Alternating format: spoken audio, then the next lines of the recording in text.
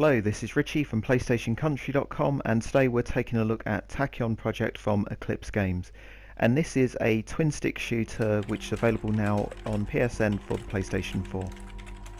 So this is a twin-stick shooter, but instead of being set in space, it's actually set in cyberspace. You play as Ada, who is an AI software program, hacking tool, and it's sent out by Helen and Holt, a couple of cyberpunk Matrix rip-offs, to go and hack a corporation or something like that, I can't even remember, and it all goes a bit awry and they get arrested, and then it's up to Ada, who's trapped out in cyberspace, to find out where they are, get them out, and there's the story for you.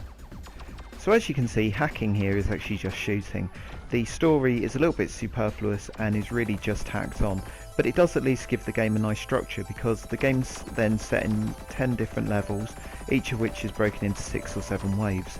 This acts kind of like a very extended tutorial in that new enemy types are being introduced to you all the time, but it does kind of break things up. Although it's quite nice to have that Geometry Wars kind of style arcade mode where you kind of encounter everything all in one go, but it's kind of nice that they've done this as well. The story mode itself is between 1 and 2 hours long, and it's not that difficult, although it does ramp up in difficulty towards the end, but it's all quite doable. And whilst there are boss battles that can kind of be a little bit tricky, there's nothing here that's really absolutely soul-crushingly difficult, and that's quite good. Makes it all very accessible.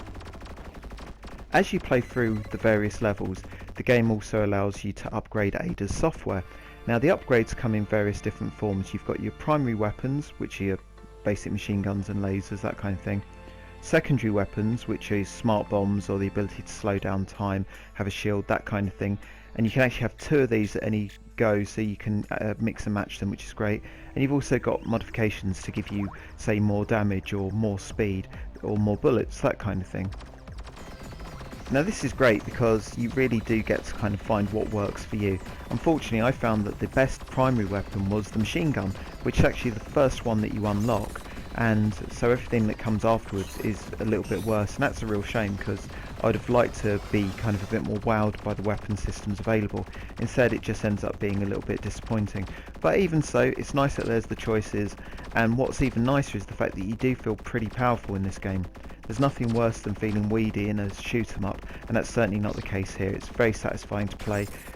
The only thing maybe letting it down on that front are the sound effects, which are very sort of bad snare drum sample from the 1980s, rather than kind of having massive big explosions. One nice idea is the way that the game handles damage.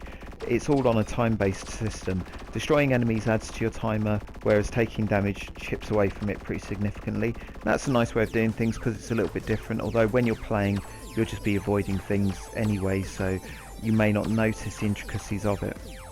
In the grand pantheon of twin-stick shooters on the PS4, this is definitely one of the better ones. It's no Geometry Wars 3 for sure, it's not as precise as that game, it's a little more clunky, but it's fun and it's satisfying, and that's all you can really ask. So if you're a fan of the genre, check the game out, but definitely check out the rest of our YouTube videos and come and visit us on PlayStationCountry.com, or else we're going to hack into your Tube account and replace all your playlists with anime shite.